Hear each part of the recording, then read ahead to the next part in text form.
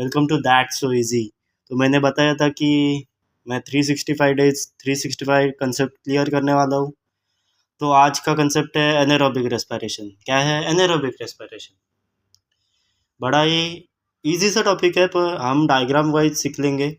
हमारा अभी क्या टॉपिक चल रहा है, कौन सा लेसन चल रहा है? Respiration in plants. तो सारे कंसेप्ट क्लियर कर दूंगा। ये बहुत ही मतलब ब्रांच एक टॉपिक है, ब्रांच लेसन है। तो इसमें बहुत सारी ब्रांच फूटती है, तो उस ब्रांच का ये एक हिस्सा है। ठीक है, अब दिखाता हूँ मैं। पिछले सबसे पहले वीडियो में रेस्पिरेशन के मैंने क्या किया था, ग्लाइकोलाइसिस। उससे क्या बनाया था मैंने? Pyruvic acid.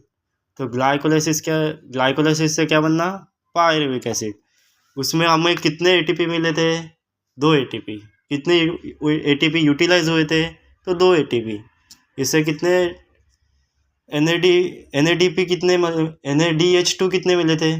1 मिला था ऑब्वियसली। तो कॉमन सा सवाल था। उसके बाद हमने क्या देखी? Krebs cycle.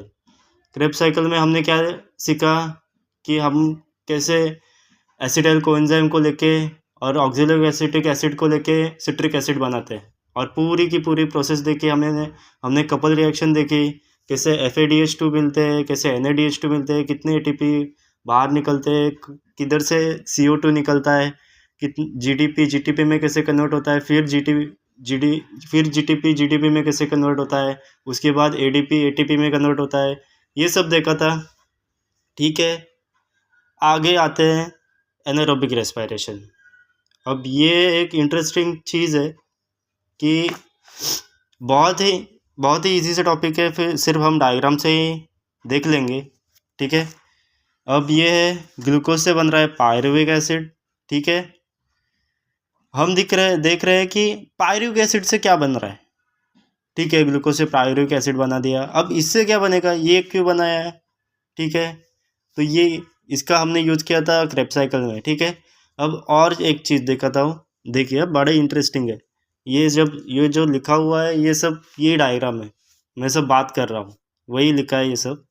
तो आप स्क्रीनशॉट निकाल लेना। ठीक है, अब ग्लूकोज से बन रहा है पायरुविक एसिड। ठीक है, कैसे बना? हमने ATP को ADP में कन्वर्ट किया पहला, फिर NAD प्लस से NADH2 बनाया, फिर ADP को ATP में कन्वर्ट किया। ठीक है, ओके, ये सब किया हमने। ठीक है, फिर बना पायरुविक एसिड।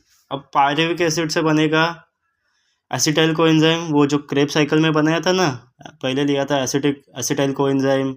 उसके बाद ऑक्सिलो एसिटिक एसिड से उसको मिक्स करके सिट्रिक एसिड बनाया था। उसमें कौन सा एंजाइम आया था? Citrate synthesise.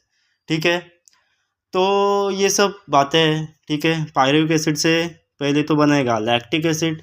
इसमें एक एंजाइम हेल्प करता है ये सब कन्वर्ट करने में, लैक्टेट डिहाइड्रोजिनेज। क्या? Lactate dehydrogenase. ठीक है, लैक्टेट डिहाइड्रोजिनेज क्या करेगा? पायरुविक एसिड को लैक्टिक एसिड में कन्वर्ट करेगा। इसमें क्या होगा? एक NADH2 NAD प्लस में कन्वर्ट होगा। ठीक है, ये देखो मैं समझाता हूँ। ग्लाइकोलाइसिस की ये प्रोसेस है। इसमें ATP ADP में कन्वर्ट हुआ पहला, हमने देखा था। फिर NAD प्लस NADH2 में कन्वर्ट हुआ था। फिर पायरुविक ADP ATP में कन्वर्ट हुआ। फिर पायरुविक एसिड बना। फिर यहाँ से आया पायरुविक एसिड, यहाँ लैक्टिक एसिड में कन्वर्ट हुआ। इसमें एक NADH2 NAD प्लस में कन्वर्ट होता है लैक्टिक डिहाइड्रोजिनेज से। ठीक है, ये हो गया लैक्टिक एसिड। अब हमने तो ये समझ लिया था कि एसिटाइल कोएंजाइम बनता है पायरुविक एसिड से। ठीक है भाई, अब एसिटाइल कोएंजाइम से क्या बनेगा? ठीक है, हमने सिट्रिक एसिड बना लिया। ठीक है, बना लिया, चलो। तो और कुछ नहीं बनेगा? ठीक है, बनेगा। अब जैसे हम जब रन करते हैं, आपको पता है उसेन बोल्ट, तो जब वो कितनी स्पीड से दौड़ता है, one of the fastest person in this world, जो इतने स्पीड से रन करता है जो कोई कर भी नहीं सकता। ठीक है, कर सकता है पर वो तो अलग ही है ना। ठीक है, तो उसके जो नीज है उसमें लैक्टिक एसिड बन जाता है। ठीक है, और ट्रीज़ में अल्कोहल बनता है, ठीक है, ट्रीज़ में, ये समझ लेना, वरना हमारे नीज़ में अगर अल्कोहल बन जाता तो लोग अल्कोहल ऑब्जर्व नहीं करते, वो नशे में ही होते, हम तो नशे में ही होते हैं, ठीक है। तो ह्यूमंस में लैक्टिक एसिड बनता है और प्लांट्स में बनता है अल्कोहल, ठीक है। फिर पायरेविक एसिड से बनेगा एसिटाइल कोएंजाइम।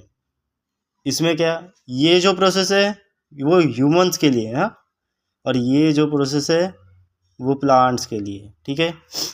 अब पायरेविक एसिड से बनाएगा एसिटाइल कोएंजाइम, ठीक है। अब इस पायरेविक एसिड से एसिटाइल कोएंजाइम बनने का जो तरीका है वो तरीका थोड़ा कॉमन ही है कि एक एंजाइम आता है और पायरेविक एसिड से लैक्टिक एसिड में कन्वर्ट हुआ, तो एक एंजाइम ने हेल्प की तो वो हो गया।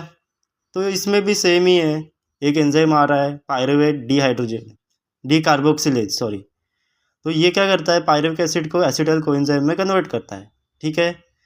और इसमें क्या होता है, एक CO2 बाहर पड़ता है पायरुविक एसिड का, एक CO2 बाहर अल्कोहलिक फर्मेंटेशन के लिए, ठीक है। तो अब एसिटाइल कोएंजाइम तो बना लिया, अब भाई क्या बनेगा, अब बनेगा इथेनॉल। क्या बनेगा, इथेनॉल। अब वही सेम प्रोसेस है, एक एंजाइम हेल्प करेगा एसिटाइल कोएंजाइम को इथेनॉल में कन्वर्ट करेगा, ठीक है। कौन सा, तो अल्कोहल डिहाइड्रोजनेस, कौन सा, अल्कोहल डिहाइड्रोजनेस। तो ये क्या करेगा, अल्कोहल डिहाइड्रोजनेस आएगा, एसिटाइल कोएंजाइम को लेगा और भाई तू हो जा कन्वर्ट इथेनॉल में, चल हो जा कन्वर्ट, मुझे नहीं पता, तो इथेनॉल में कन्वर्ट हो जा, तो वो कर देगा एसिटाइल कोएंजाइम को इथेनॉल में कन्वर्ट। अब यहाँ पे क्या होगा, एक NAD प्लस NADH2 में कन्वर्ट होगा, ठीक है। ये है सिंपल सा प्रोसेस, एनारोबिक रेस्पिरेशन। अगर आपको समझ में आ गया तो वीडियो को शेयर कीजिए, लाइक कीजिए, सब्सक्राइब कीजिए, एंड भूलना मत, मैं 365 वीडियोज़ का चैलेंज ले चुका हूँ, तो मैं हर रोज़ वीडियो डालने वाला हूँ। तो नोट्स है जो कि आप स्क्रीनशॉट ले लीजिए, ठीक है। जो मैंने बातें बताई है वही है ये सब, ठीक है। तो good bye buddies, that's so easy.